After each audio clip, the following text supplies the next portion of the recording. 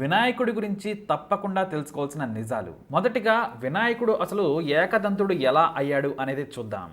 కార్తవీర్యుణ్ణి వధించిన అనంతరం పరశురాముడు తన గురువైన పరమశివుణ్ణి దర్శించుకోవాలని కైలాసం వెళతాడు. ఆ సమయంలో శివపార్వతులిద్దరూ కూడా ఏకాంతంలో ఉంటారు. బయట కాపలా కాస్తున్న గణపతి పరశురాముడిని ఇప్పుడు లోపలికి వెళ్ళడానికి వీలు లేదు అని అడ్డుపడుతూ ఉంటాడు. అతడిని నివారిస్తాడు. అయితే పరమేశ్వరుడిని దర్శించుకోకుండా అడ్డగించడానికి నువ్వు ఎవరివి అంటూ పరశురాముడే ధిక్కరిస్తాడు. మాట పెరుగుతుంది. అది కాస్త యుద్ధానికి దారితీస్తుంది. అప్పుడు ఆ గణపతి తన తొండంతో పరశురాముణ్ణి పైకెత్తి కింద పడేస్తాడు. పరశురామునికి కళ్ళు బైర్లు కమ్ముతాయి. ఆగ్రహించిన పరశురాముడు తన చేతిలో ఉన్న గండ్రగొడ్డలని గణపతిపై ప్రయోగించడంతో ఒక దంతం ఊడిపడుతుంది. ఆ చప్పుడుకు ఉలిక్కిపడ్డ పార్వతీ పరమేశ్వరులు శయన మందిరం నుంచి బయటకు వస్తారు. నెత్తురోడుతున్న బాల గణపతిని ఎత్తుకుని పార్వతి పరశురాముడిని మందలిస్తుంది.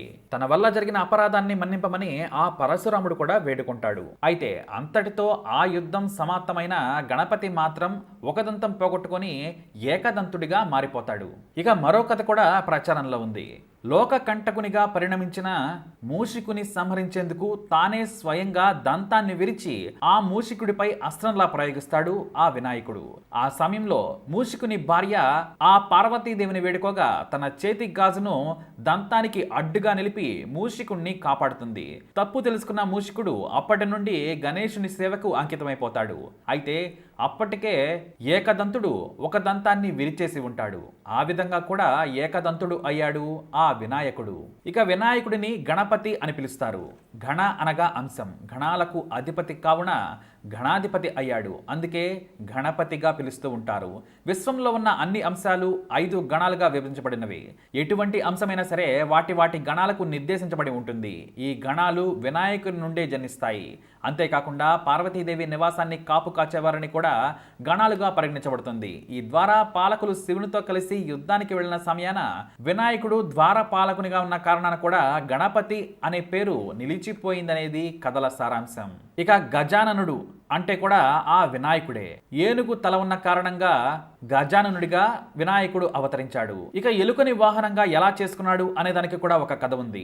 అన్నదమ్ములైన వినాయకుడు కార్తికేయులలో అగ్రపూజ అర్హత గురించిన ప్రశ్న తలెత్తింది. విశ్వాన్ని చుట్టి ఎవరు ముందుగా వస్తే వారికి ఆది పూజ అర్హత ప్రసాదింపబడుతుంది అని నారదుడు నివేదించగా కార్తికేయుడు తన వాహనం మీద నెమలితో ఆధిరోహించి విశ్వ పర్యటనకు పూనుకున్నాడు. ఇది కార్తికేయునికి చాలా సున్నితమైన అంశం.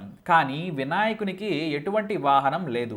ఆ సమయంలో నారద మునీంద్రుల సలహా మేరకు తల్లిదండ్రులే విశ్వమని గ్రహించిన వినాయకుడు వారి చుట్టూ ప్రదక్షిణలు చేయసాగుతాడు. తద్వారా సుబ్రహ్మణ్యేశ్వర స్వామి ఎక్కడికి వెళ్ళినా సరే ఆ వినాయకుడు కనిపిస్తూనే ఉంటాడు. క్రమంగా ఓటమిని అంగీకరించిన కార్తికేయుడు ఆ వినాయకుడే అగ్రపూజకు అర్హుడని ఒప్పుకుంటాడు. అప్పటి నుండి ఆది పూజ వినాయకునికి చేయడం హిందూ మతంలో సాంప్రదాయంగా మారింది. ఇలా వాహనం లేక ఇబ్బందులకు గురైన వినాయకుడు మూషికాసురుని గెలిచిన తరువాత ఆ వాహనాన్ని ఎలుకలా మారేలా వరాన్ని ప్రసాదించాడు.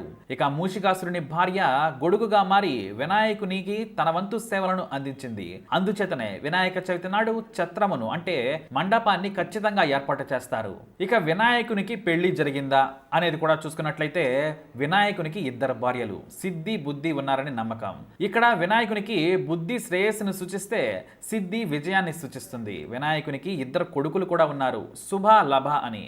ఇక్కడ బుద్ధి సంతానమైన శుభుడు మంచికి పేరు ప్రఖ్యాతులకు చిహ్నంగా సూచించబడితే సిద్ధి కుమారుడైన లభుడు లాభానికి చిహ్నంగా ఉంటాడు. అందుచేతనే ఒక్క వినాయకుడిని పూజిస్తే అన్నింటా విజయాలు సొంతమవుతాయని భక్తుల ప్రగాఢ విశ్వాసం.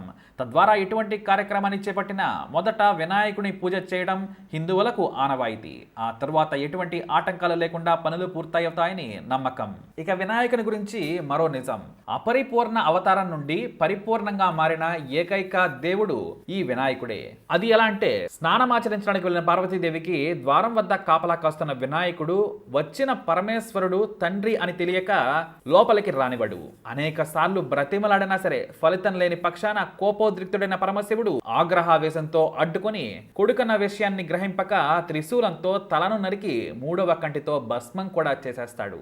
స్నానమాచరించి బయటకు వచ్చిన పార్వతికి విగత జీవుడై కనిపించిన వినాయకుడిని చూసి ఎంతో బాధతో కుమిలిపోయి ఆ పరమశివుడి మహాశివుడిని నా కొడుకుని నాకివ్వమని వేడుకుంటుంది. ఆ తర్వాత ఉత్తర దిక్కున తలను వాల్చిపడుకున్న వారి తలను నరికి తీసుకురావాల్సిందిగా అనుచరులను పురమాయించగా శివుని ఆత్మలింగాన్ని మింగి భంగపడిన గజేంద్రుని తలను తీసుకువస్తారు. అయితే ఆ తలను వినాయకునికి సరిపోయేలా అమరుస్తాడు శివుడు. అయితే ఇక్కడే అసలు విషయం ఉంది. ఒక్క పార్వతీదేవి కళ్ళకు మాత్రం మునిపటిలా వినాయకుడు ఎలా ఉన్నాడో అలానే కనిపిస్తాడు. అలాగే వరమిచ్చాడు ఆ మహాశివుడు. ఇలా అసంపూర్ణంతో కూడిన ముఖాన్ని కలిగి ఉన్న వినాయకుడు తన భక్తుల విషయంలో అన్నింటా కష్టాలను తొలగించి సంపూర్ణతను కలిగి ఉండేలా చూసుకునే విధంగా శివుడి నుంచి వరం పొందాడు. ఇక వినాయకుడి గురించి తెలుసుకోవాల్సిన మరో నిజానికి వేదవ్యాసుడు చెబుతుండగా వినాయకుడు మహాభారతాన్ని రాస్తాడని భక్తుల నమ్మకం. కానీ వినాయకుడు ఒక నిబంధన మీద మాత్రమే భారతాన్ని రాయడానికి ఒప్పుకున్నాడు. ఒకసారి కలం పట్టి రచనకు పూనుకున్నాక మహాభారతం పూర్తయ్యే వరకు ఆపను. ఆ విధంగా మీరు ఎటువంటి అంతరాయం లేకుండా చెప్పవలసి ఉంటుంది అని ఒక కండిషన్ పెట్టడం జరిగింది. దానికి వ్యాసుడు బదులుగా నేను చెప్పిన ప్రతి విషయాన్ని అర్థం చేసుకున్న పిదపనే రాయవలసి ఉంటుందని కూడా సూచించాడు. ఇక మరో విశేషం ఏమిటంటే ఇండోనేషియా కరెన్సీ మీద మన వినాయకుడు ఉంటారు అని. నిజం. వినాయకుని ప్రతిమను 20,000 రూపాయ, అంటే మన కరెన్సీలో రూపీ ఎలాగో ఇండోనేషియాలో రూపాయ, ఈ నోటు మీద ముద్రించింది. ఇండోనేషియాలో సుమారుగా 4 మిలియన్ల హిందువులు ఉన్నారని అంచనా. అందుకే ఇండోనేషియాలో వినాయకుడిని కూడా కొలుస్తూ ఉంటారు. అతని యొక్క ప్రతిమను ఏకంగా కరెన్సీ మీదే ప్రింట్ చేశారు. ఇక బుద్ధుని మరణం తర్వాత కూడా బుద్ధిజం 2 రకాలుగా విడిపోయింది. ఒకటి హీనయానం అయితే మరోటి మహాయానం. హీనయానం ప్రకారం బుద్ధుడు ఒక మామూలు మనిషి అయితే మహాయానంలో బుద్ధుడు దేవునిగా కీర్తింపబడతాడు. ఈ మహాయానంలోని బౌద్ధులు బుద్ధుడి విగ్రహాన్నే కాకుండా గణేశుణ్ణి కూడా పూజిస్తూ ఉంటారు. ఇవే ఆ గణపతి యొక్క అతి కొద్ది నిజాలు. మరో వీడియో ద్వారా ఆ గణనాథుడి గురించి మరిన్ని ఇంట్రెస్టింగ్ ఫ్యాక్ట్స్ మళ్ళీ తెలుసుకుందాం.